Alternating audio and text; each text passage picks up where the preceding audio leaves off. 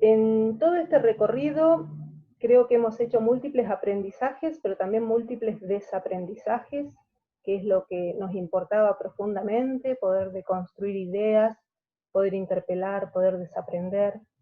Hemos confirmado recurrentemente que los cuerpos no son naturales, que los cuerpos están inscriptos en la cultura, que son cuerpos semiotizados. Hemos comprendido también que la única autoridad que puede atribuir identidad es la autopercepción de la propia persona, y que eso implica sin dudas un fuerte posicionamiento epistémico que como docentes no podemos perder, que está siendo fuertemente cuestionado desde diferentes sectores.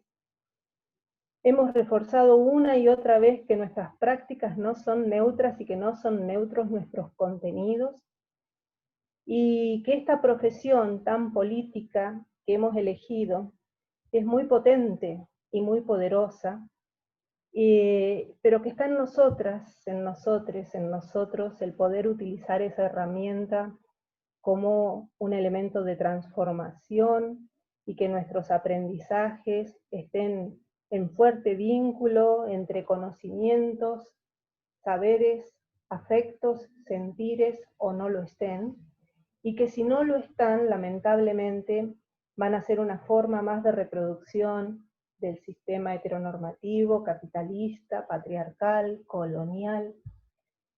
Y entonces, con todo esto, hemos ido avanzando y nos hemos ido encontrando y hemos ido dialogando de las únicas formas que hemos visto también que son múltiples, que nos ofrece este contexto pandémico que estamos viviendo.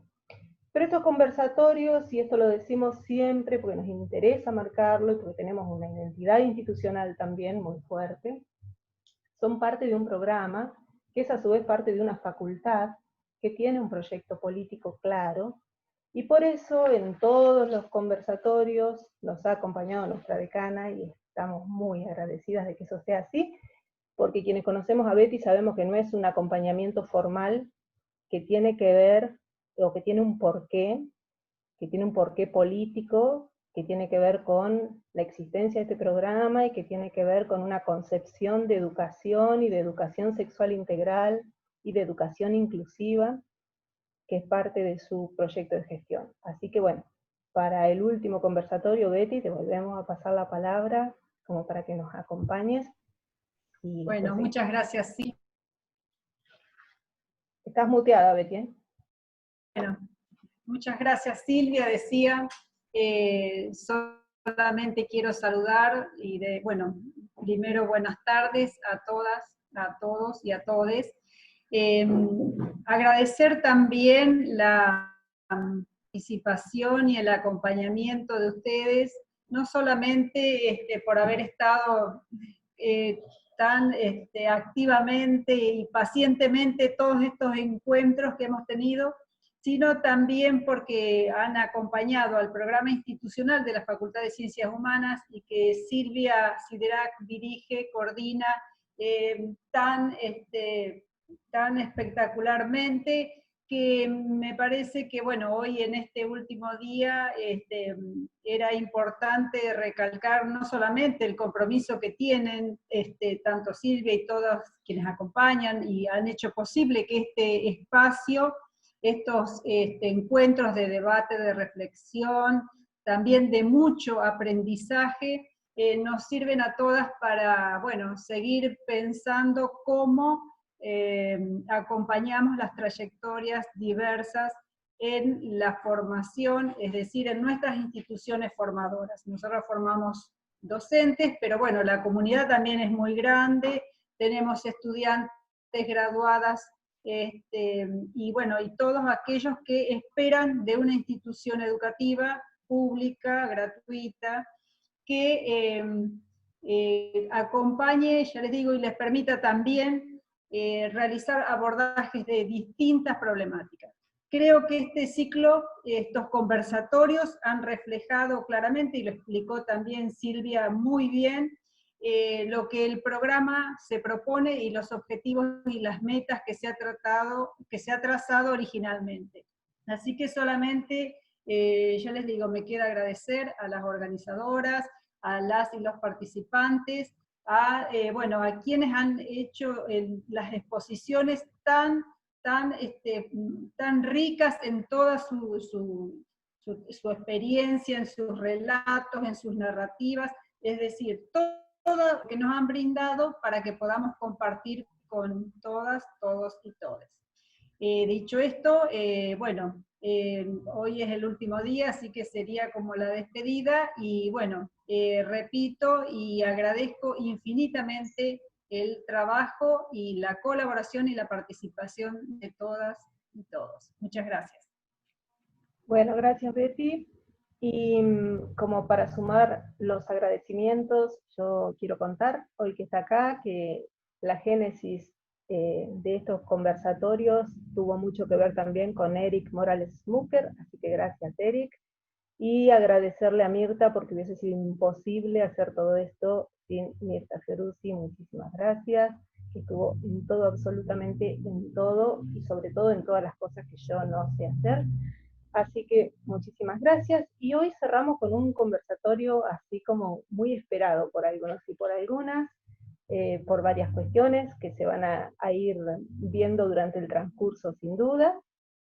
Cerramos el ciclo, esto seguramente va a abrir también otras puertas colectivas entre algunos vínculos que se han trazado en este recorrido, que inevitablemente así ocurre con las relaciones humanas, y también cada uno, cada una, cada une con las cosas que haya incorporado, que haya desaprendido y aprendido en este transcurso. Así que bueno, estamos muy contentas con eso, estamos contentas con la cantidad de gente que ha participado, que es muchísima. Y hoy entonces estamos con Ser rara, ser raro en el aula, experiencias educativas de personas sexodisidentes. Vamos a abordar las orientaciones sexuales y la docencia, las orientaciones sexuales y transitar instituciones educativas, como estudiantes, como docentes. Ser gay, ser lesbiana en el año 2020, ¿qué significados tiene? ¿Sigue existiendo exclusión? Sin duda, sabemos que sí. Sabemos que las infancias y las adolescencias gays y lésbicas continúan sin visibilizarse en el currículum escolar, en los materiales escolares, que son estigmatizados, que son excluidos, excluidas, muchas veces silenciadas de diversas y sutiles maneras a veces, y otras veces de maneras explícitas y muy crueles. Nos acompañan hoy Alejandro Aimú, Ale, decí hola, como para que se te vea en pantallita, y Victoria Sfriso, ¿por dónde estás Vicky? Muy bien. ¿Quiénes son ella y él? Victoria Sfriso es profesora de geografía, lesbiana, feminista, trabaja en escuelas secundarias y también da talleres en temáticas de educación sexual integral. Es también traductora en su doble vida, dice ella, y actualmente sus líneas de estudio están encaminadas hacia la teoría queer. Ale, Alejandro Aimú, no me sale no decirle Ale, bueno, ante todo es pampeano y graduado de nuestra casa. Invitarlo es una gran alegría, y él también fue partícipe de sugerencias para este ciclo, así que muchas gracias Ale. Es periodista, graduado de la Facultad de Ciencias Humanas, investigador del Departamento de Comunicación del Centro Cultural de la Cooperación, integrante de la colectiva de disidencias sexogenéricas de la campaña por el aborto legal, seguro y gratuito, y es un compañero militante muy presente en nuestras luchas feministas locales. Así que muchas gracias Vicky y Ale por estar acá. Le damos la palabra a Vicky primero, si les parece. La dinámica y la metodología es la que hemos usado en todos los conversatorios. Primero escuchamos un rato a nuestra invitada y a nuestro invitado. Podemos ir durante el transcurso tirando preguntas en el chat, que Mirta y Eric van a ir juntando, y cuando ellos terminen podemos hacer un espacio de diálogo. Así que, Vicky. Bueno, hola, ¿qué tal? ¿Cómo están? Veo que somos un montón. Primero, bueno, confirmar que se me escucha, me parece que sí. Y después, muchas gracias por la presentación, y la verdad es que Silvia, escuchándote presentar el programa y el proyecto que están llevando adelante, me dieron muchas ganas de ser docente. y ya sé que ya lo soy, pero me pareció muy hermosa la manera en la que lo están pensando. Y nada, lo que quería compartirles es quizás un poco de mi trayectoria personal, muy someramente, y después algunas reflexiones sobre qué significa ser lesbiana o ser una persona sexodisidente o visiblemente marcada con alguna forma de disidencia sexogenérica en las aulas. Concretamente mi experiencia es de la ciudad de Buenos Aires, como estudié en el extranjero y mis títulos todavía están en procesos de convalidación, trabajo en privadas, así que también enmarcarlo en ese contexto, que no me parece que no es menor. Y quiero empezar, o sea, les voy a dar un par de preguntas retóricas, porque soy docente y no lo puedo evitar.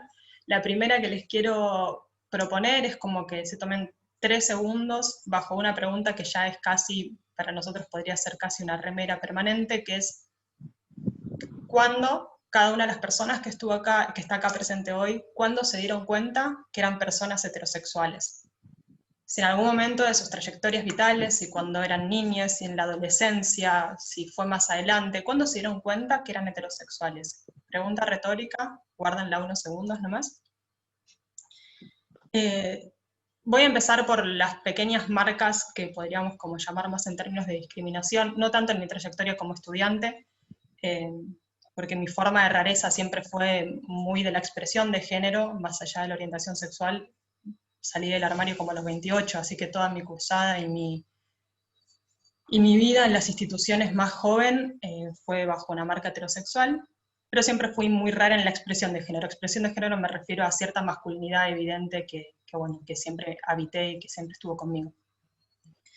Entonces, para mí es importante como señalar que más allá de que pensemos que vivimos en una sociedad que nos discrimina y que eso es efectivamente así, no es menor qué hacen los entornos con esa información. Y en esto me refiero a que tengo 2 experiencias así significativas en términos de trayectoria como docente, las 2 en colegios privados. En un primer colegio privado, después de una licencia que me tomé unos meses porque me estaba sintiendo incómoda con el entorno y estaba necesitando tomar decisiones, al volver al colegio, en esos meses de licencia que fueron nada, sin goce de sueldo, sin más para descansar, mi masculinización se profundizó. No fue activo, ni pensado, ni premeditado, sino que es algo que siempre estuvo conmigo, es algo que la cantidad de veces que mi madre me habrá pedido que me deje crecer el pelo son innumerables, así que siempre estuvo ahí. Y en algún momento de esos meses que no iba a trabajar, como no estaba lidiando con un contexto institucional, como soy traductora me puedo permitir periodos en los que estoy en mi casa traduciendo y ya, me di cuenta que simplemente se profundizó mi masculinización. Entonces casi toda la ropa que tenía así más para ir a trabajar en un código feminizado había sido regalada a diferentes amistades.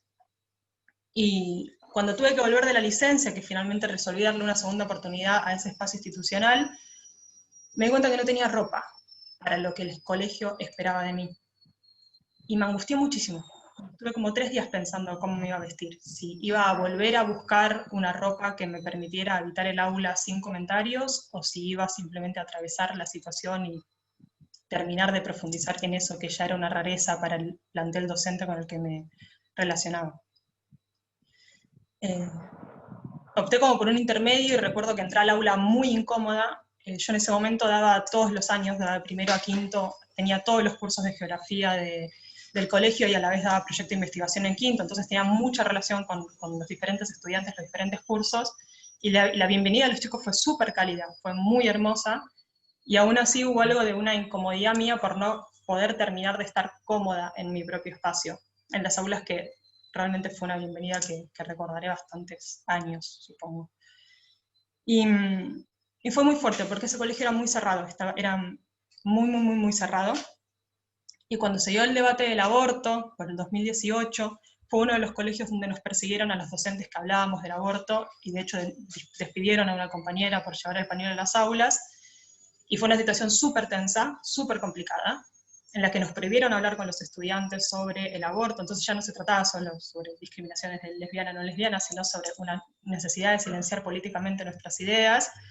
Y justamente el colegio tenía una forma muy extraña, que es que las puertas tenían trabas al interior de las aulas, y yo recuerdo como entrar a un aula, que un chico de segundo, que además era de los más peleadores, de los que siempre estaba picanteando a los demás, se levantó, cerró la puerta con llave, y me tendieron una especie de embaucada en la que me dijeron, Vicky, vos no podés no dejarnos hablar del aborto. Y eso fue para mí un momento de quedarme completamente helada. Me dijeron, vos no podés, con vos tenemos que poder tener este debate. Si nadie nos lo permitió, bajo tu aula, esto tiene que ser posible. Y para mí fue muy duro, porque me habían explícitamente llamado al equipo directivo para decirme que si yo habilitaba ese debate me despedían. Y sin embargo los chicos estaban ahí y pactamos con el curso que el debate lo íbamos a tener y que sería lo que tuviera que ser. Hicimos el debate, fue muy hermoso, fue súper enriquecedor. Tuvieron como 1 hora y media de discutir, debatir cosas. Y al día siguiente despidieron a mi compañera por llevar el pañuelo. Y en esa situación, como para mí fue muy crítica, yo estaba dando clase en cuarto, cuando la despiden, viene un chico de segundo, me dice, la despidieron a Moa, cuidado que no se enteren que nosotros tuvimos el debate, por favor que no te despidan a vos. Ese era el contexto educativo. Y yo simplemente renuncié, no pude lidiar con la situación, me tomé otros meses hasta volver a las actividades educativas, y entré a otro colegio. Y es otro colegio privado en el cual el entorno es diametralmente distinto. Y tuvimos una entrevista, fue muy divertida, la entrevista duró 1 hora y 40, en la entrevista laboral, que no suelen durar tanto nunca, son tan largas, duró 1 hora y 40, en las cuales durante 20 minutos la rectora del colegio me entrevistó a mí, y durante 1 hora y 20 yo la entrevisté a ella. Entonces fue como una situación bastante ridícula, en la que simplemente fue comentarle todo lo que venía como atravesando, y que yo no estaba dispuesta a volver a pasar por eso, que no en mi situación de privilegio, de que tengo otro trabajo que es autónomo, que no lo necesitaba, que era un espacio de placer, y que por lo tanto, si era un colegio en el que yo no pudiera trabajar ese y de manera explícita, yo no iba a ingresar. Y funcionó perfectamente, es un colegio bastante hermoso. Y en ese entorno, en un entorno en el cual se proponen talleres de ESI, donde trabajamos permanentemente con los chicos en términos de educación sexual integral, un día sin más estaba, y donde voy vestida como quiero obviamente, un día sin más estaba caminando por el pasillo y me dicen, bueno, es la colación de los chicos de quinto, vamos a hacer una actividad el sábado a la tarde, ¿querés venir? Y la rectora me pregunta, y yo me giré y le dije, no, sabes que no puedo porque es la marcha del orgullo, yo marcho mañana. Y en ese simple gesto, como de compartir un cotidiano, fue una especie de salida del armario espontánea, que hay algo de la expresión de género que me saca del armario sistemáticamente a mí, pero más allá de eso, o sea, fue un pequeño gesto de decir, no, yo la verdad es que voy a la marcha del orgullo, no tengo un compromiso con mi gente. Y terminé de decir eso, salí caminando, y le escribí un mensaje a una amiga, le digo, ¿sabes qué? Digo, ni siquiera me di cuenta, en este preciso instante le acabo de salir del armario a mi rectora y yo ni siquiera me di cuenta. Y ese momento fue como un momento así de muchísima calidez, de decir, bueno, esto que acontece en las instituciones son cosas como que podemos construir, como que no se trata solo de lo que la sociedad nos discrimina, sino de cómo construimos nuestros entornos, de cómo construimos nuestros espacios, de cómo nos hacemos amables un cotidiano, quienes podemos, y obviamente con un corte de clase muy marcado, nunca voy a dejar de decir eso, pero bueno, hay maneras para algunos de nosotros de ir construyendo espacios que alojen otras experiencias también. Y dicho esto, como volver a la pregunta retórica y preguntarles si a partir del momento en que se dieron cuenta que eran heterosexuales, en algún momento le dijeron a sus padres que eran heterosexuales, o si en algún momento le dijeron en la escuela que eran heterosexuales. Como tomarse ese segundo y preguntarse si como si algún momento tuvieron que salir del armario como heterosexuales en sus entornos laborales.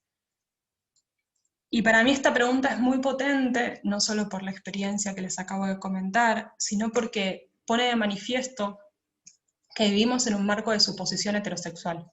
Es decir, consideramos que cualquier persona que tenemos delante es de algún modo heterosexual, al menos que la rareza que expresa en sus cuerpos sea de alguna índole de profundidad que nos permita ver que no. Y esa suposición de heterosexualidad la llevamos hasta tal punto que somos incapaces de pensar que en el mundo en el que vivimos la heterosexualidad es algo que nos construye como cuerpos. ¿Y a qué me refiero con que nos construye como cuerpos?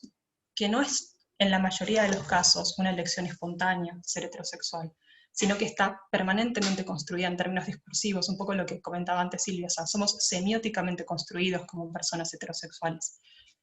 No solo los colores y los juguetes con los que jugamos, sino que llega a lugares y a fibras de nuestros cuerpos tan profundas, como que, por ejemplo, yo tengo muchos problemas de voz, cuando doy clases tiendo a tener muchísimas anginas, empecé a ir a una fonoaudióloga para que me ayudara a acompañarme, a mejorar mi uso de la voz.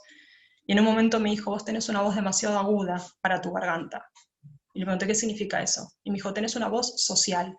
Significa que aprendiste a usar la voz de manera aguda, pero no es la voz que deberían tener tus cuerdas vocales.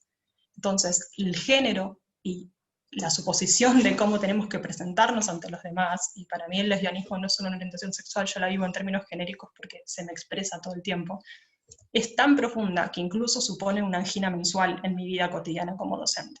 Entonces llega a lugares, a fibras de nuestros cuerpos que son muy difíciles de explicar y que a la vez tenemos que permanentemente construir y traducir esos mundos, quienes estamos todo el tiempo en los contornos de tensión de esto que es la heterosexualidad. Y cuando pienso heterosexualidad la pienso como un régimen político, como un régimen que organiza los cuerpos de una manera dada. A mí esto me parece bastante importante también porque, por ejemplo, soy profesora de geografía y hay un momento que pasa todos los años básicamente en el que doy demografía, y en demografía doy pirámides poblacionales, algo que todo el mundo conoce, las vimos en diferentes momentos de nuestra trayectoria educativa. Y ahí me gusta hacerle una pregunta a las pirámides con los chicos, y es decirles, bueno, ¿por qué estas pirámides? O sea, ¿cómo construirían una pirámide en la cual cupieran cuerpos que no son necesariamente ni varones ni mujeres?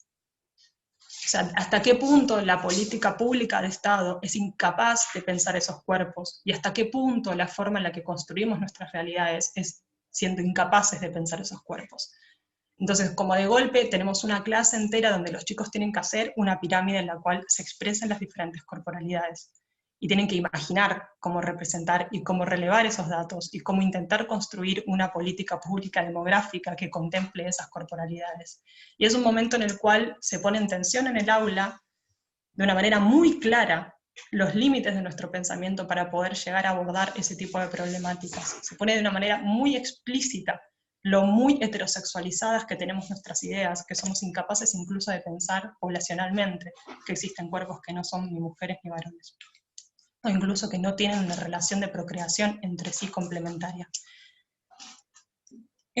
Esto no es menor, esto es lo que de algún modo quienes vivimos políticamente nuestras identidades sexoeróticas llamamos armario epistémico. Y armario epistémico significa que estamos permanentemente construyendo un conocimiento que de manera voluntaria y activa deja por fuera experiencias, ideas y reflexiones que no son, en este caso, heterosexuales.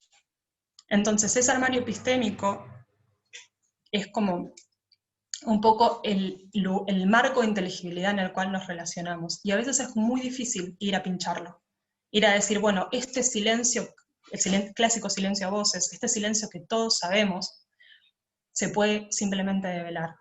Las tensiones que aparecen en los cuerpos, en los diferentes, por ejemplo, en la sala de profes, cuando en la sala de profesores yo simplemente cuento, o sea, algo tan sencillo como vino mi novia y me trajo un té ayer que me dolía la garganta, hace que todos los cuerpos presentes generen una ligera contracción de hombros, cosa que no pasa cuando son los hijos o los maridos que les traen el té a las personas que hablan. O sea, claramente hay algo de eso que sigue funcionando y que está alojado en la forma en la que pensamos en cada una de nuestras fibras musculares. Acá la ESI nos sirve un montón a quienes intentamos tensionar ese armario epistémico, nos da un marco de amparo, nos permite trabajar con esos conocimientos, con esos marcos sellados de reflexión e intentar perforarlos progresivamente, o al menos abrir algunas rendijas que nos dejen respirar a quienes no habitamos nuestro cuerpo de manera alegre en esos espacios. A mí me gusta pensar estrategias para esto. Entre las estrategias que les quería compartir, porque más allá de las experiencias personales, para mí es importante que quienes tenemos algunas trayectorias reflexivas acumuladas ofrezcamos estrategias posibles. A mí me gusta pensar en cómo leer los silencios, porque justamente si estamos hablando de un armario epistémico, de lo que estamos hablando es de silencios activos. ¿Qué significa eso? Significa, por ejemplo, intentar leer los cuerpos que habitan las aulas. ¿Cuáles son los cuerpos que guardan más silencios? ¿Cuáles son los cuerpos que no circulan las voces? ¿Cuáles son los cuerpos que no te miran a los ojos? ¿Cuáles son los cuerpos que en los pasillos no toman la palabra, que no toman los gestos y los movimientos que les permiten ocupar el espacio de manera activa? Como empezar a registrar eso, porque hay algo de los silencios que nos permite entender qué es lo que se está quedando por fuera del marco de inteligibilidad que le estamos dando al contenido, a las clases y a la forma en la que habitamos el aula. Y es una sensibilidad. Es una sensibilidad que claramente para quienes tenemos una trayectoria silenciosa en los espacios educativos, en mi caso yo era la nena 10 que se sentaba al fondo y no hablaba con nadie, quienes tenemos una trayectoria silenciosa sabemos que estábamos ahí y que sin embargo nunca se nos quiso escuchar el silencio. Entonces yo entiendo que esa sensibilidad probablemente hay cuerpos que la aportemos más cercana, que la tengamos más cerca de nuestra piel, pero no significa que no se pueda construir. Como es empezar a activar una escucha posible para aquellas personas que no están dentro del marco en el cual habitamos, porque el marco en el que habitamos es un marco normativo, y es un marco normativo que activamente deja por fuera cuerpos. Entonces hay algo de tener una posición política ante ese silencio que no es menor, y que genera cambios, no sé si cambios, pero realidades o instancias o momentos que son para mí muy impresionantes. En este sentido, como me gusta pensar en prestarle atención a las alumnas, primero, y después a todos aquellos alumnos que tengan alguna forma de rareza. Y para eso hay un texto maravilloso de Adrienne Rich que se llama Prestarle atención a las alumnas, que hace poquito lo retomó un estudiante de económicas en una nota en la que explicaba que tardó 4 años de la carrera en ciencias económicas en poder tomar la palabra por primera vez en el aula. Y ella se preguntaba, ¿por qué tardé tanto si tengo tanto para decir? Y hace toda una reflexión sobre las diferentes instancias en las cuales intentó tomar la palabra y un compañero habló primero. O el silencio por el cual ofrecieron, bueno, ahora hablen ustedes, duró 3 segundos menos de los que ella necesitaba para poder tomar la palabra. Como encontrar esos espacios sensibles donde las voces se callan y cómo está circulando la palabra. En este sentido también me gusta trabajar con una mirada pedagógica que tenga en cuenta que cuando estamos en el aula estamos todo el tiempo en un dispositivo de poder muy específico en el cual somos los docentes de ese aula. Y para que esos silencios a veces circulen, a mí me gusta invertir esos roles. Entonces tengo una práctica con los chicos que les permito una vez cada tanto, cuando están muy alborotados, incómodos, molestos, cuando quieren generar disturbios para no tener clase, les dejo 10 minutos de inversión de roles. ¿Qué significa eso? Que durante esos 10 minutos ellos proponen lo que se habla. Y por lo general, aunque a muchas personas les causa un terror profundo que van a preguntar los chicos, qué van a decir, por lo general es el espacio donde aparece la educación sexual integral prendida a fuego. O sea, aparece todo lo que es necesario decir, aparece todo lo que está incomodando, aparece el chico de tercero que no para de mirar a las nenas, y aparece la nena que se esconde en el baño porque tiene alguna incomodidad con su cuerpo. Empieza a aparecer y a surgir todo eso cuando uno se retira de la palabra autorizada. Y eso en la ESI es fundamental. Es fundamental porque lo que viene a decir la ESI es que tenemos que empezar a escuchar a los chicos en lo que refiere a su sexualidad y a lo que va circulando como sexualidad en el aula. Me estoy perdiendo ahora ya porque me emociono. Bueno, dicho esto, como hay otra cosa que me gusta también pensar, como que las aulas están cargadas de una sexualidad y están cargadas de una erótica también. Y para esto Bell Hooks es una excelente autora para leer, de una erótica que no es necesariamente una actividad sexual, aunque también eso pasa, en los pasillos los chicos se dan besos y en el aula se dan la mano, pero hay una erótica permanentemente circulando. Y es muy fuerte la incapacidad que tenemos a veces de poder alojar esa erótica como una energía de potencia. Y no estoy pensando en formas patologizadas de relación con los estudiantes, estoy pensando en qué pasa cuando los chicos se emocionan o se conmueven o se conectan eróticamente con un contenido o incluso entre ellos. ¿Por qué la necesidad de ir a callar o de invisibilizar o ser incapaces de registrar esa conexión erótica con lo que está ocurriendo? Es bastante maravilloso cuando ves que los chicos conectan con algo, cuando se empiezan a emocionar con eso que está pasando. La autora que trabaja esto se llama Bell Hooks, es una feminista negra estadounidense, lesbiana también ella. Entonces es como una mirada que yo la llamo prosexo, pero prosexo en el sentido de empezar a registrar de qué modo el tabú de la conexión erótica entre las personas obtura un montón de posibilidades. Una de las cosas que me gusta trabajar con esto es cuando hacemos talleres de ESI, por ejemplo, siempre les propongo que haya 2 o 3 estudiantes que lo coordinen conmigo, que lo planifiquen. Nos reunimos durante varios recreos para planificar el taller, de qué quieren hablar, cómo quieren prepararlos, qué metodologías quieren utilizar, cómo quieren que sean las dinámicas para los talleres, y los construimos juntos, y después los damos juntos también. vamos con esos 3 o 4 estudiantes a los diferentes cursos en los cuales podemos dar el taller y lo proponemos. Y ese momento en el cual los chicos aprenden a generar su propio espacio de debate, es un espacio donde claramente hay una fuerte conexión erótica en lo que están haciendo. Hay una conexión vital que los mueve a eso, que les hace generar espacios. Y para mí es fascinante. Es fascinante también porque un poco lo que nos da cuenta es que quienes venimos, si bien yo soy una persona joven, pero quienes venimos de otros momentos y de otras trayectorias educativas, por más buena voluntad que tengamos, al intentar proponer estos espacios, es imposible que no se nos cuele algún tipo de temor, de tabú, de complejidad, de estereotipo, algo que es nuestro, que es de nuestra generación, y que no necesariamente lo tienen los pibes. Entonces hay algo de planificar con ellos que es como, bueno, pero ustedes ¿cómo hablarían esto?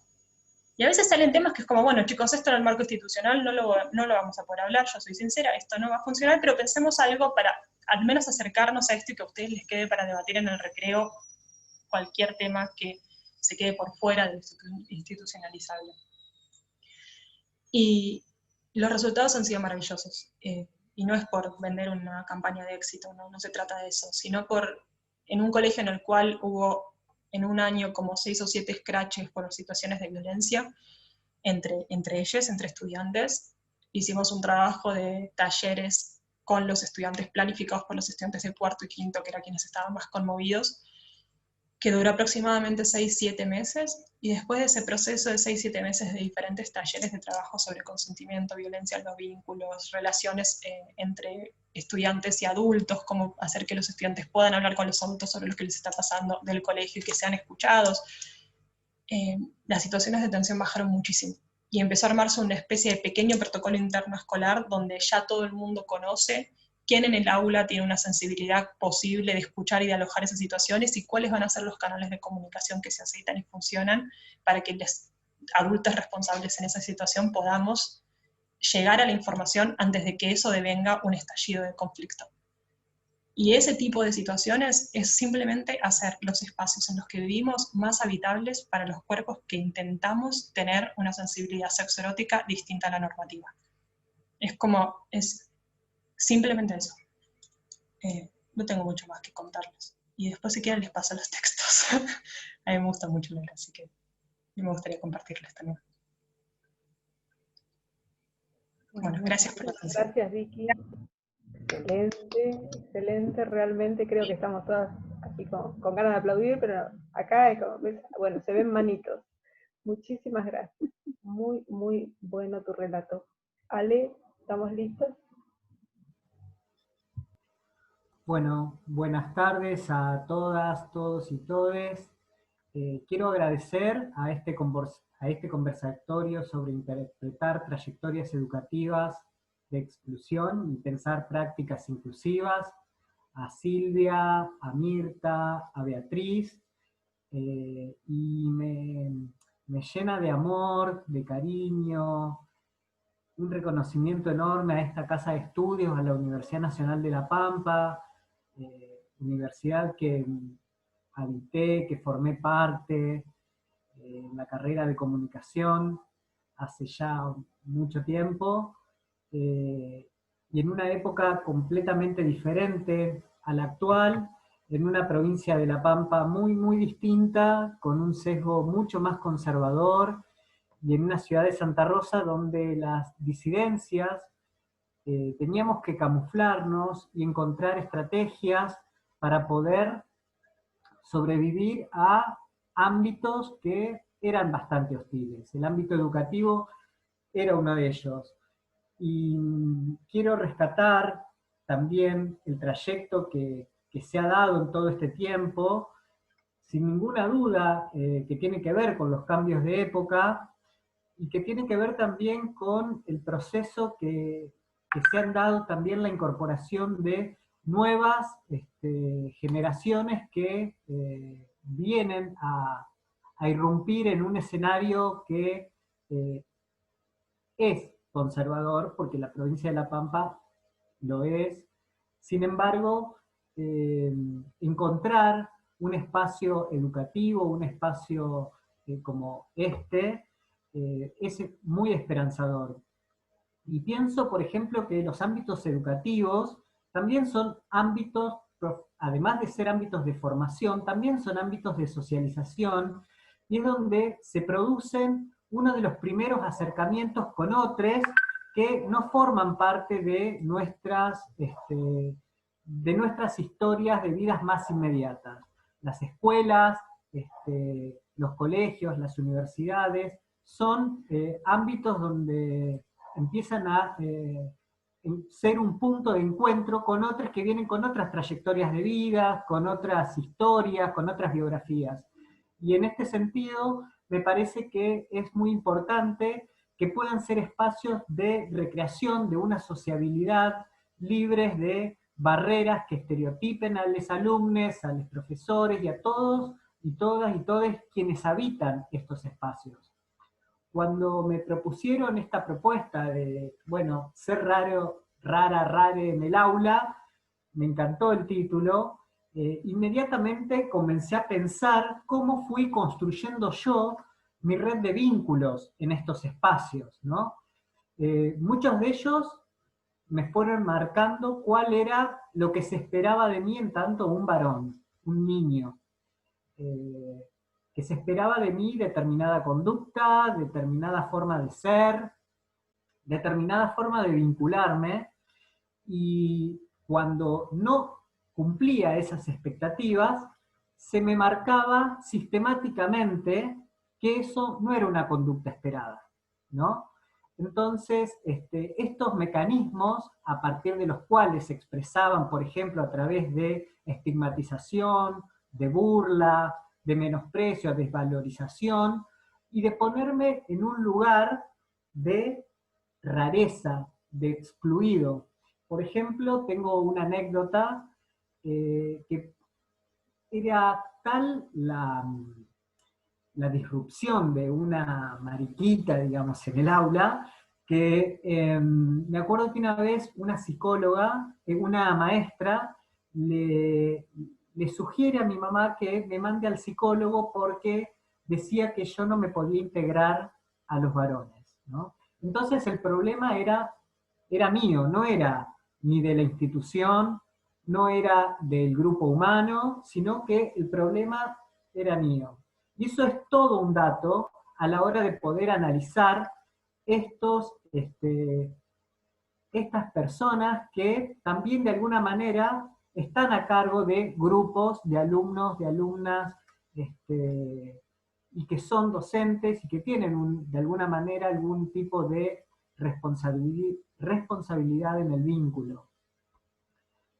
Creo que también es importante que las personas que forman parte, que estamos, que somos desde sexodisidentes y que habitamos estas identidades, tengamos un marco de contención emocional.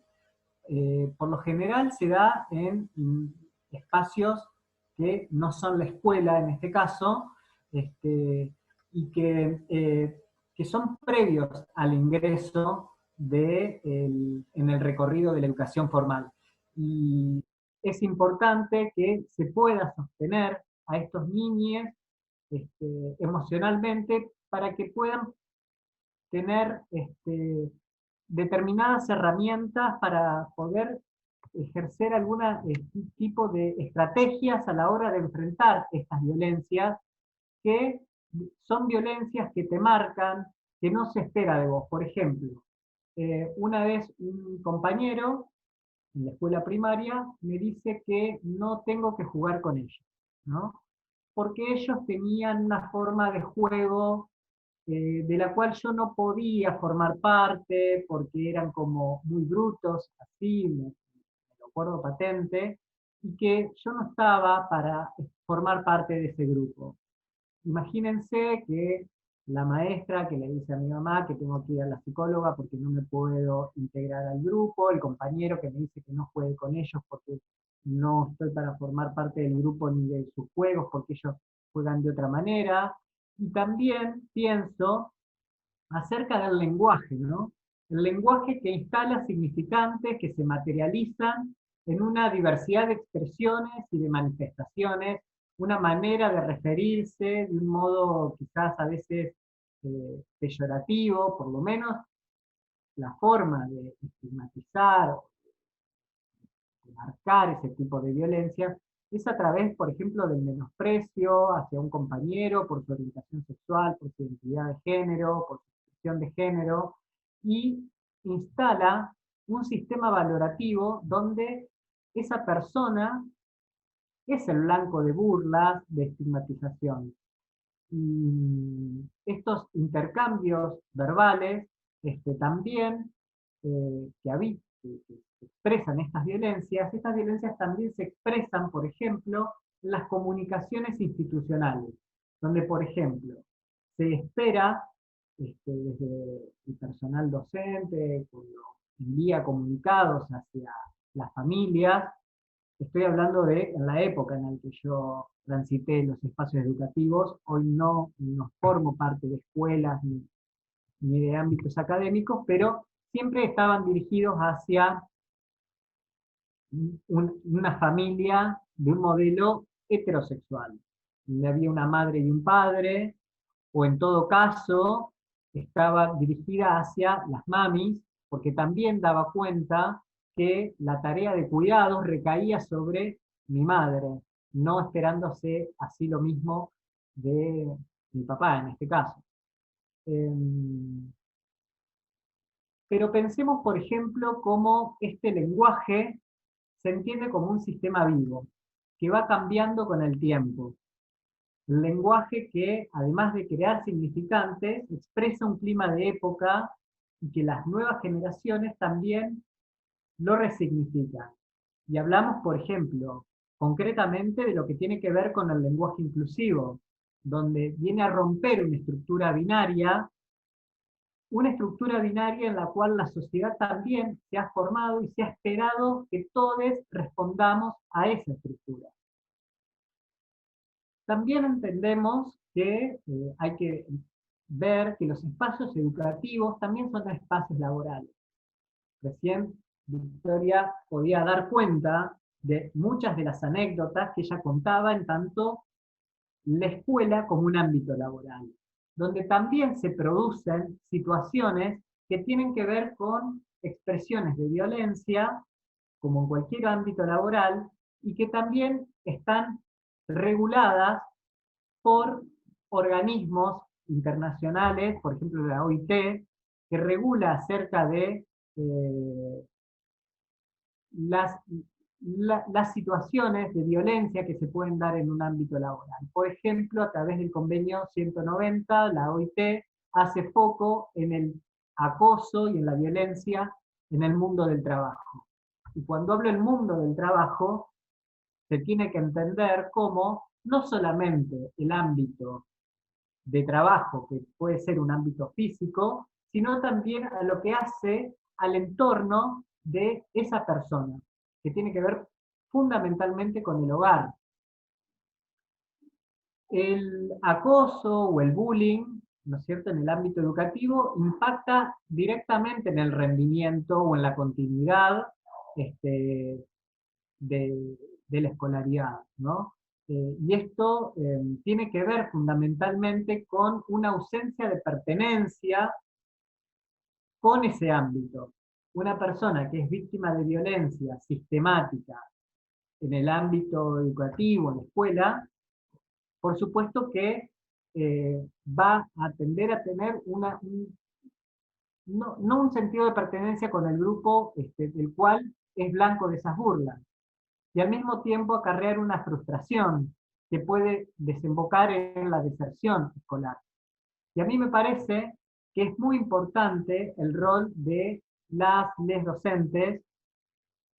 Me pareció súper interesante las estrategias que Victoria recién traía acerca de la forma en que se vincula con los alumnos y alumnas y alumnes, porque también el docente, la docente, el docente puede ser un aliado de este niña o joven a la hora de poder transitar los espacios educativos. Y esto tiene que ver también con el sistema de alianzas que se va armando en el sistema de vínculos, donde no solamente son los docentes, las docentes, sino también los compañeros.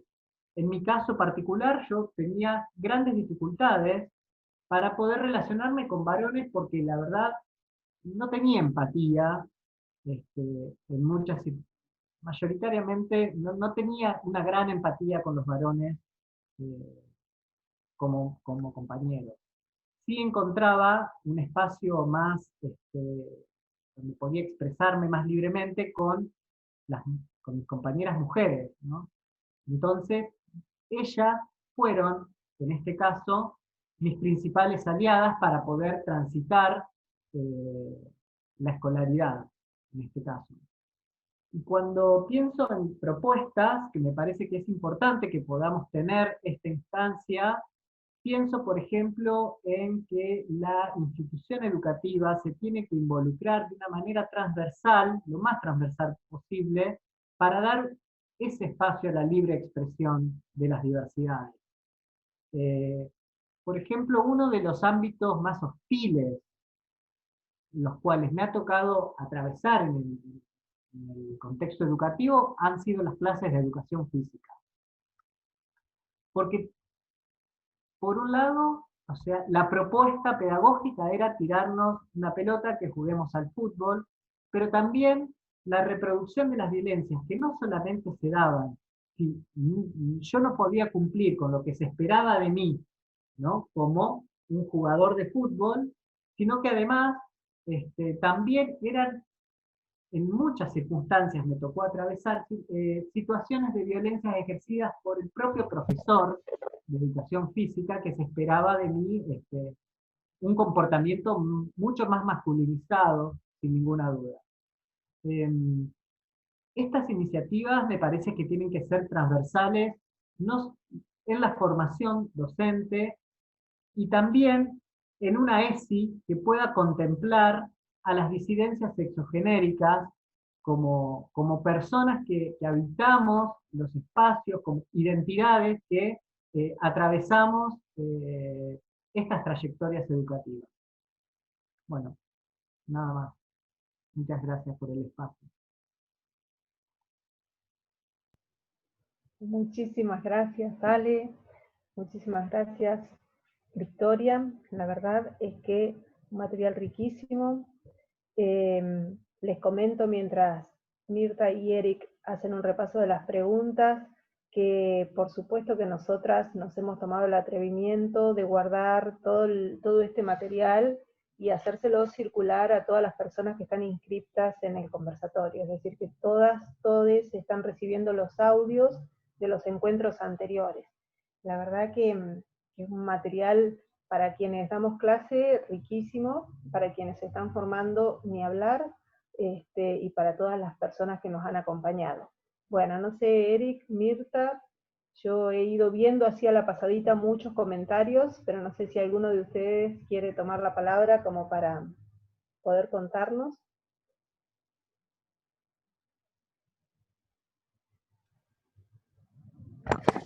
Eric, ¿querés vos?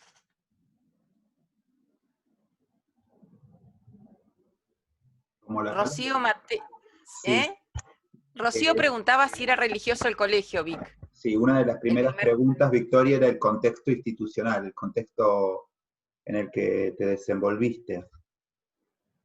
No, eran colegios laicos, es una pregunta que hago todas las veces. O sea, no trabajo en colegios religiosos, intento ahorrarme ese mal sabor de boca para mi vida. No, son todos colegios laicos.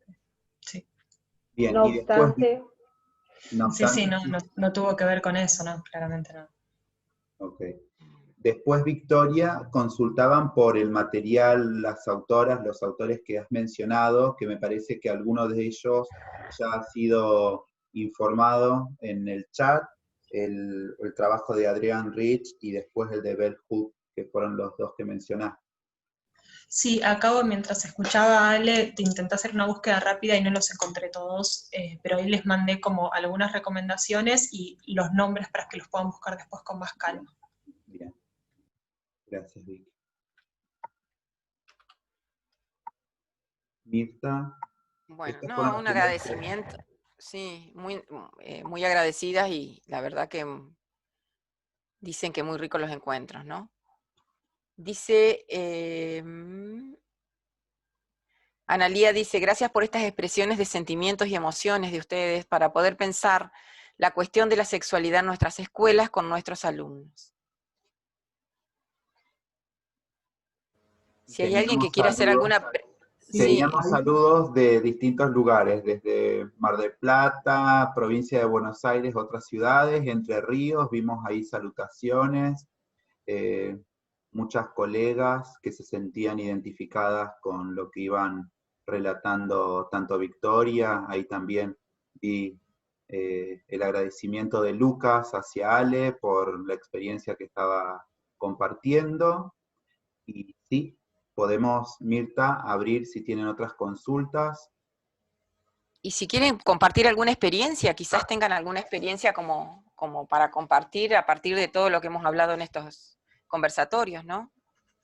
Ahí Rocío comenta acerca de lo importante que es poder trabajar las masculinidades para que las mujeres dejen de ser las únicas aliadas, ¿no?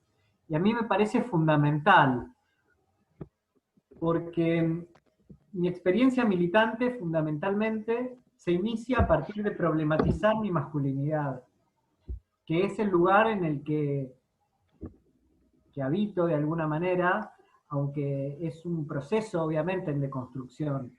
Y me parece que también es un proceso que se tiene que dar de forma transversal, no solamente lo que tiene que ver con educación sexual integral, sino también lo que tiene que ver con la planificación de las políticas públicas. Las políticas públicas que están destinadas fundamentalmente a los espacios, las áreas, las coordinaciones, direcciones de géneros, de los distintos ámbitos, institucionales del Estado, ¿no?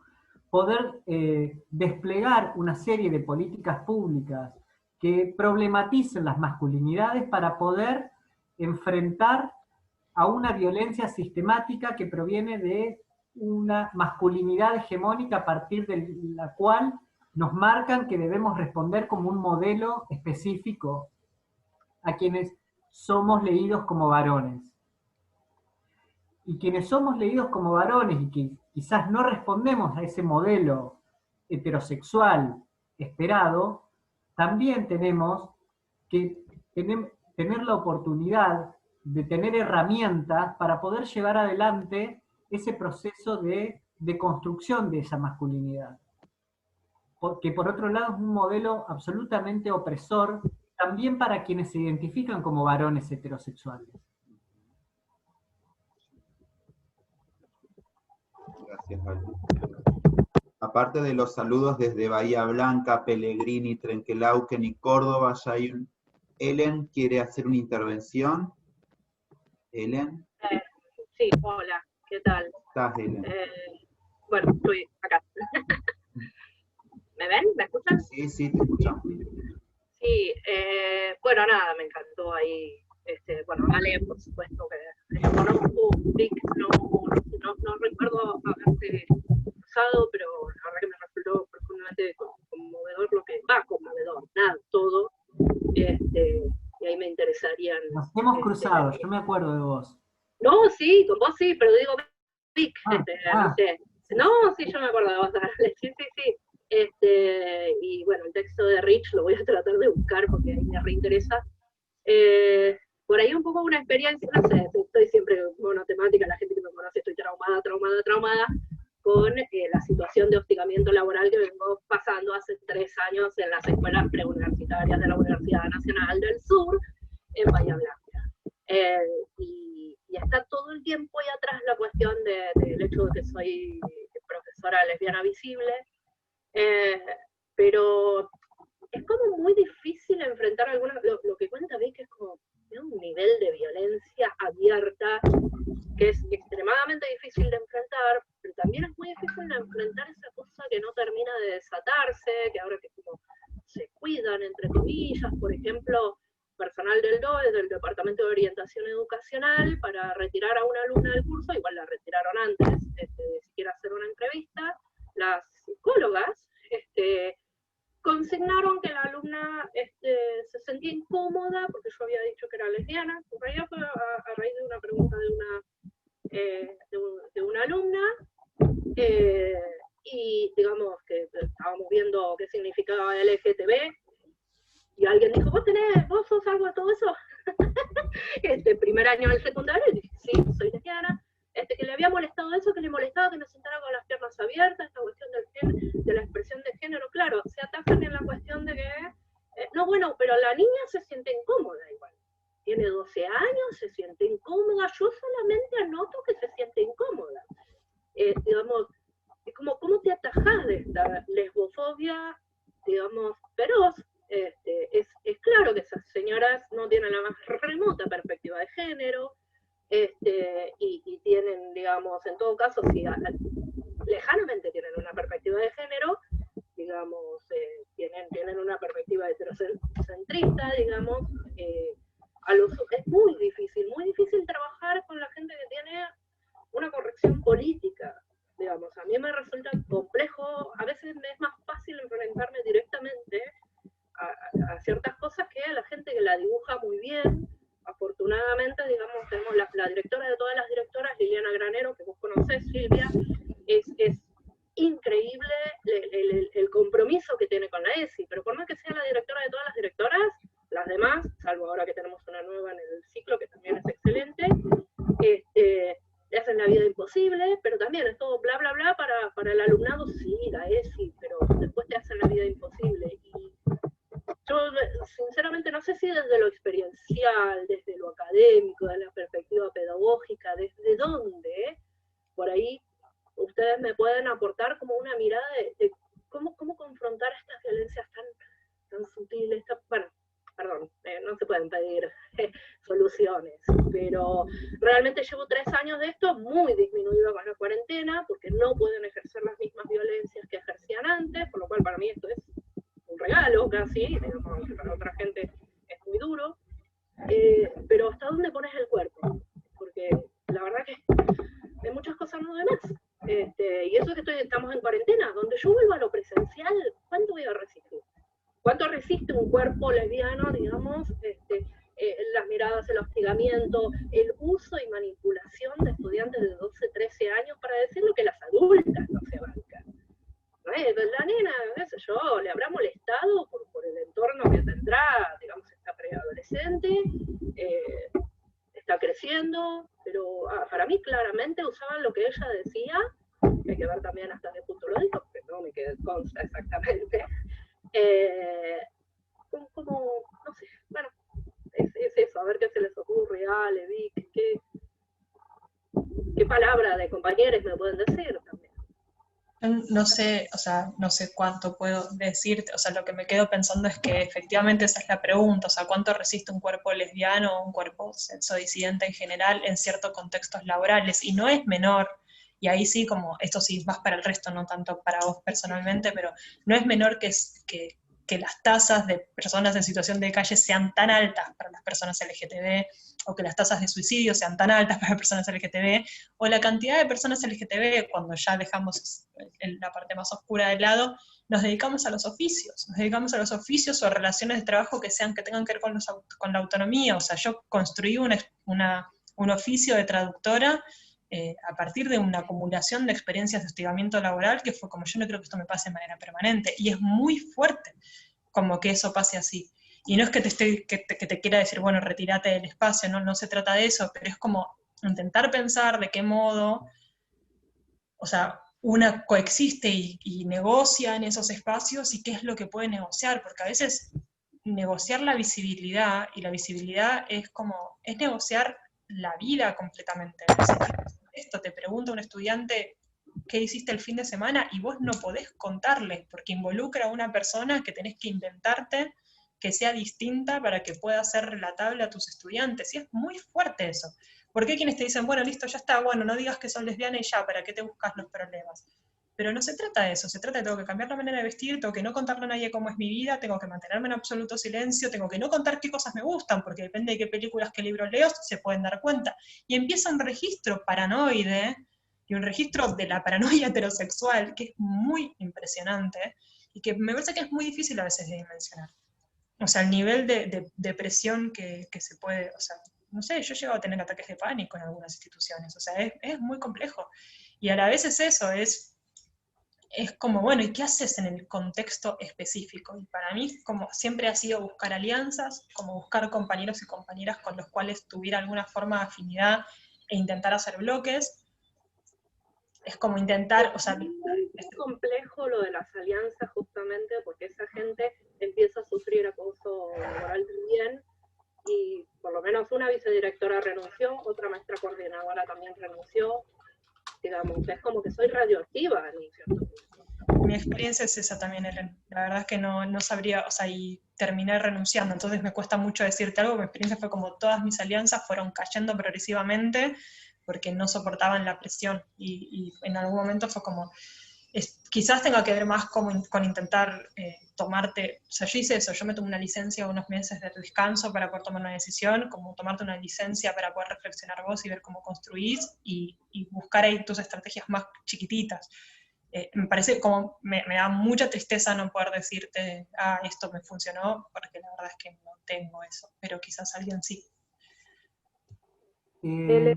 Perdón, Ale, solo una cosa muy breve. Hay un texto de Val Flores en el cual ella, que es una docente lesbiana, académica también, militante, y ella ahí explicita cómo muchas veces la educación sexual integral no molesta cuando es enunciada por una persona heterosexual con respecto a las disidencias, pero cuando es hablada en primera persona, es fuertemente rechazada.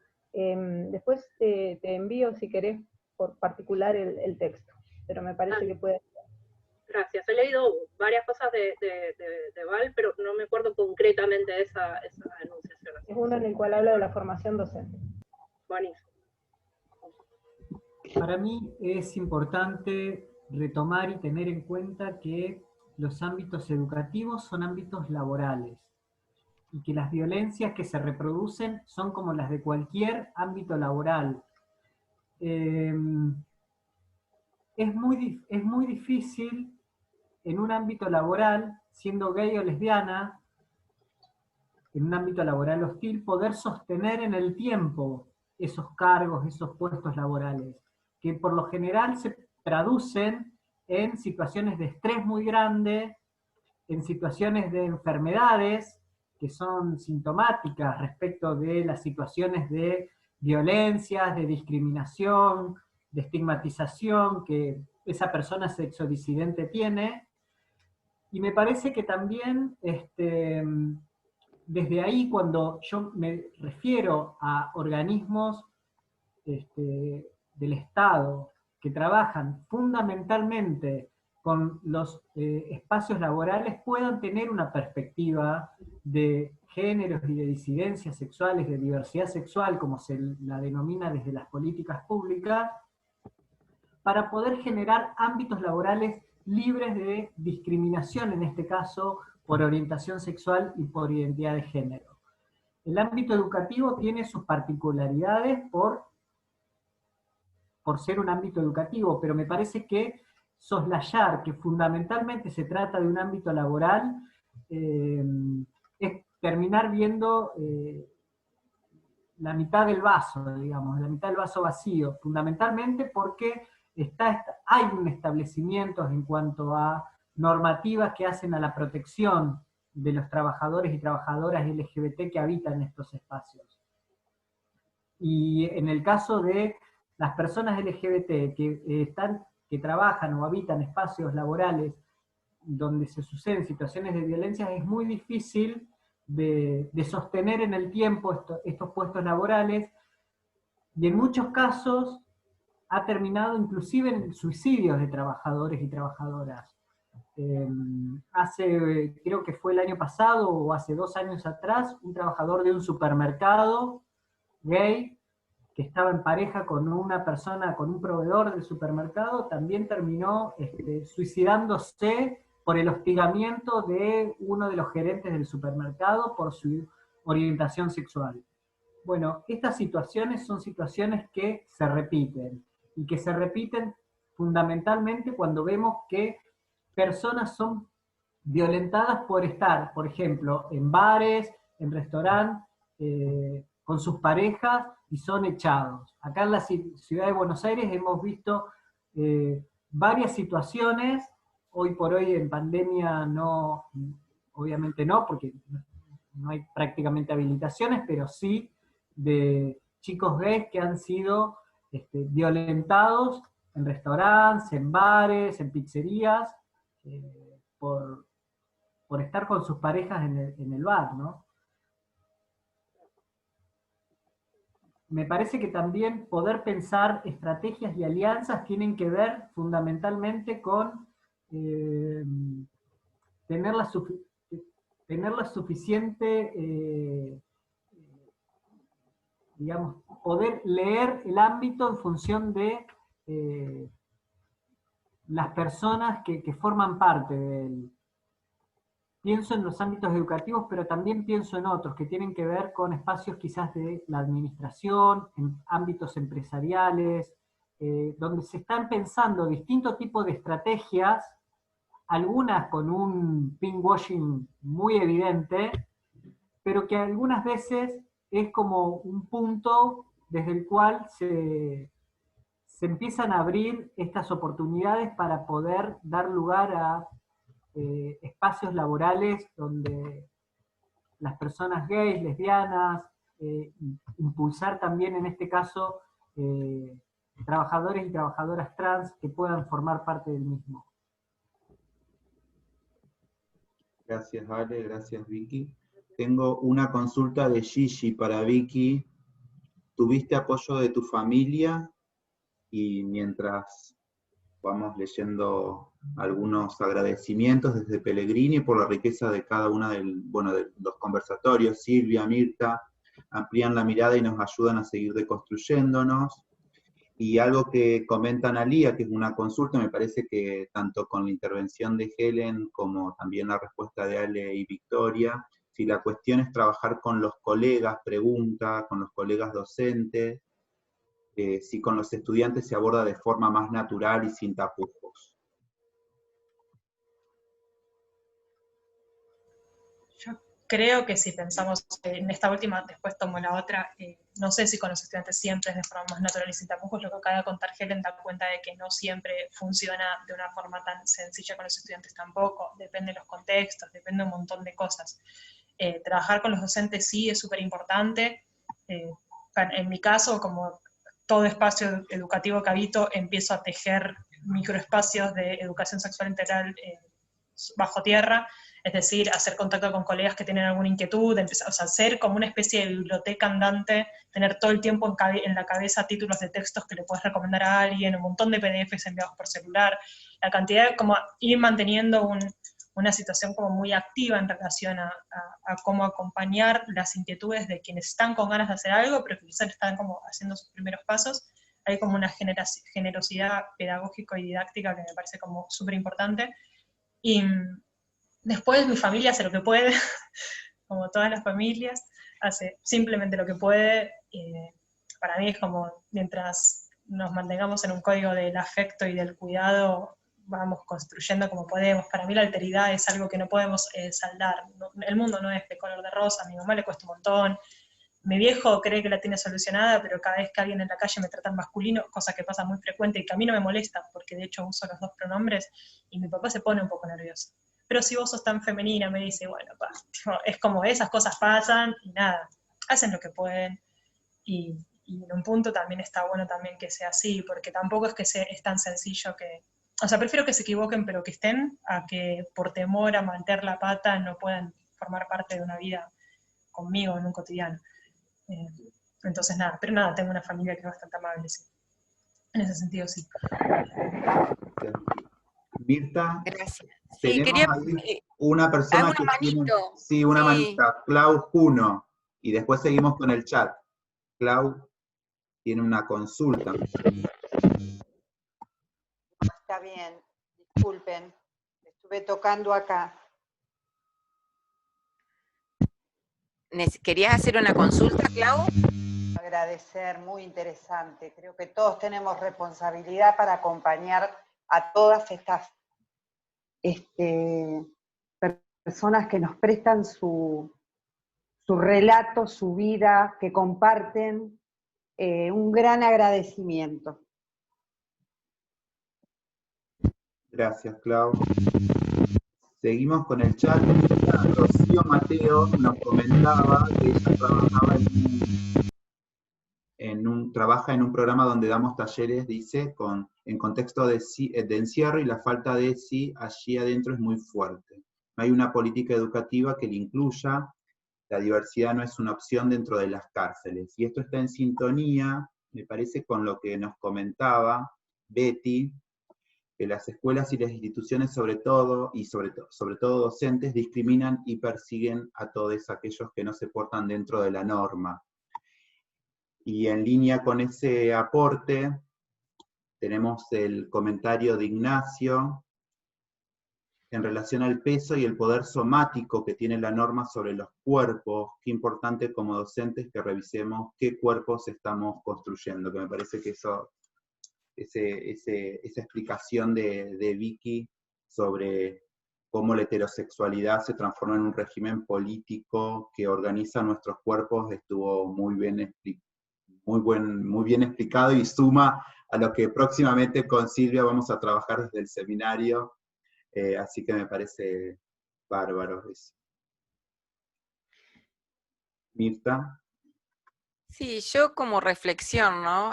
Que estoy un poquito más lejos de la docencia que ustedes, alguna vez estudié, pero no la ejerzo, es como que me gustó cómo enfocaron entre Ale y Vic, porque Ale fue más a lo laboral como trabajador, como trabajadora de la educación, y Vic va, diríamos, a detectar el sufrimiento en el aula, ¿no? A detectar las disidencias, a detectar cómo acompañar estas trayectorias también desde los alumnos, porque podemos acompañar la trayectoria como docente, por un lado con estas formaciones, pero también cómo acompañar como docente la trayectoria de nuestros alumnos, ¿no? Digo, Silvia, ustedes que son más especialistas en este tema, me pareció interesante esas dos perspectivas, ¿no? Que se abrieron en este conversatorio.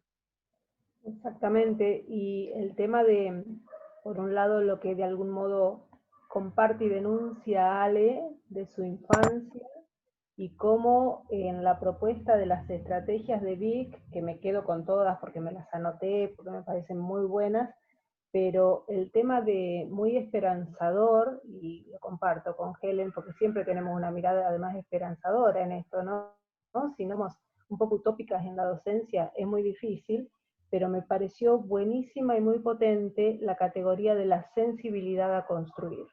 Yo creo que esas estrategias con el tema de cuáles son los momentos, cuáles son los silencios, cuál es ese lugar tan chiquito en el que podés habilitar a alguien o clausurarle la palabra, y esta posibilidad de poder construir con nuestros alumnos esa sensibilidad, ese poder escuchar, ese poder empatizar, ese poder sentir, ¿no? ¿Qué contenido de enseñanza puede llegar a tener significatividad si no logramos eso, ¿no? Y qué posibilidades epistémicas nuevas que abre la posibilidad de lo sensible. Me parece que, bueno, que de todo el conversatorio, como esa interseccionalidad entre los dos que se hizo allí, por lo menos yo, es con lo que me quedo más adentro. No sé, Eric, Mirta, si hay algo más, si no, para mí esto ya cierra con, pero que es un lujo. Realmente me encantó este conversatorio y cómo la gente todos nos estamos involucrando, la escucha es atentísima, yo miraba las caritas de todos allí, ¿no? Y bueno, muy emotivo eso. No sé si alguien quiere abrir el micrófono, comentar, todo bienvenido. Mari creo que levantó la mano. Bueno, no sé Mari, ¿dónde estás? ¿María Servino? Se nos fue. Se fue. Se fue. Sería para despedirse. Sí, seguramente.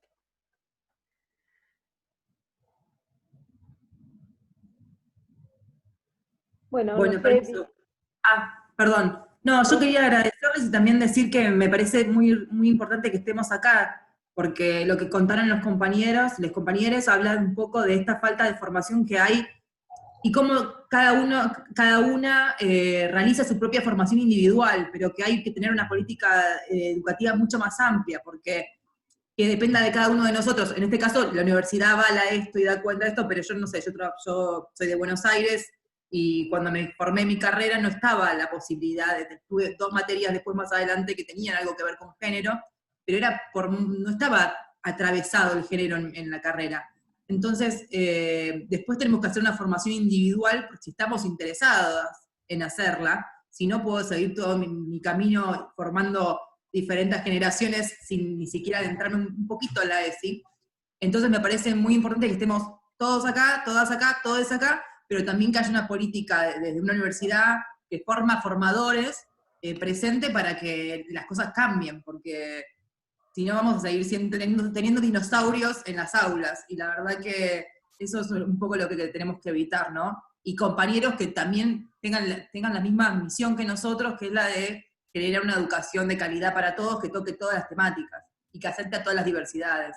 Me parece que es central en todos los espacios, no solamente en las aulas, pero bueno, nosotros específicamente estamos trabajando para eso, creo. Nada, quería agradecerles y por la experiencia y comentar esto, que está bueno que estemos todos acá.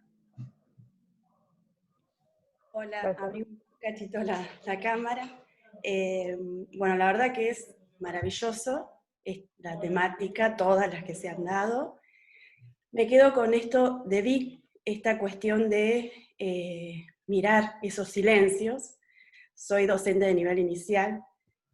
Cuesta mucho, muchísimo, porque desde nuestras propuestas, digamos, hay como miedo al otro lado, a ver qué dicen, qué nos dicen los padres si presentamos modelos de familia, donde hoy por hoy nos están interpelando en las salas, o sea, es algo bien visible, y que va a estar, y que lo van a ver, y de alguna manera cuesta toda esa cuestión en mi grupo de pares, ¿no? De repente yo he tenido esa posibilidad de estar en sala y poder presentar para, no sé, octubre, mes de la familia, y bueno, muchas veces uno recibe esa crítica, o tener cuidado a ver qué es lo que dice, qué es lo que van a hacer, ¿no?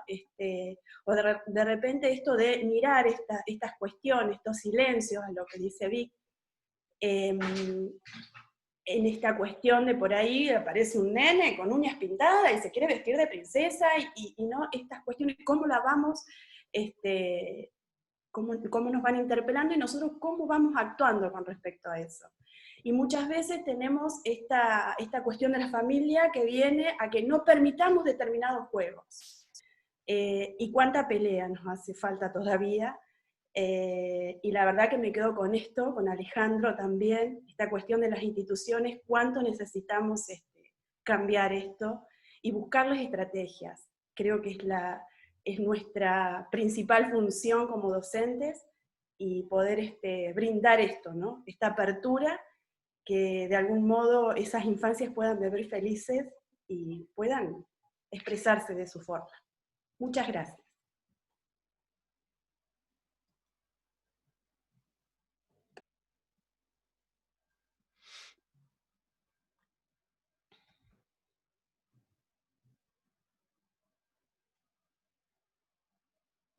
Eric, allí hay un comentario Natalia de... fue compañera mía del secundario. Ah, muy bien. Y me acompañó mucho, fue una de mis aliadas. Así que para mí es súper emocionante tenerla hoy acá. Qué lindo. Tenemos algunos saludos y de Rocío, me parece, no sé si Rocío Ríos, que está sin micrófono y dice que quiere agradecer a todos y a cada uno de los que hicieron posible estos encuentros. Dice que se queda con una mentalidad totalmente distinta en cuanto al lenguaje inclusive. Desde Pellegrini nos está saludando. Gil Mariela también nos saluda, de Chuel. Y Carla Mesculet también que es estudiante del profesorado de educación inicial, también deja un saludo y agradecimiento por estos conversatorios, al igual que Luana. Silvia, para el cierre. Para mí ya está, agradecerles otra vez, ojalá sigamos teniendo propuestas de este tipo, como retomo lo que decía Rocío recién, para mí fue muy muy bueno, muy enriquecedor, todo el ciclo de conversatorios, creo, como dijo Betty hoy, que cumplimos los objetivos que nos planteábamos, pero fue excesivo. Sé que vamos a seguir estando en contacto con Vic, que la conocimos a través de esto, estoy segura. Con Ale vamos a continuar caminando juntos, por supuesto. Y bueno, muchísimas gracias y nos encontramos pronto. Nos encontramos pronto. Si no tenemos otra posibilidad, las vamos a seguir armando, como ahora, y nos encontramos pronto. Muchísimas gracias. Gracias.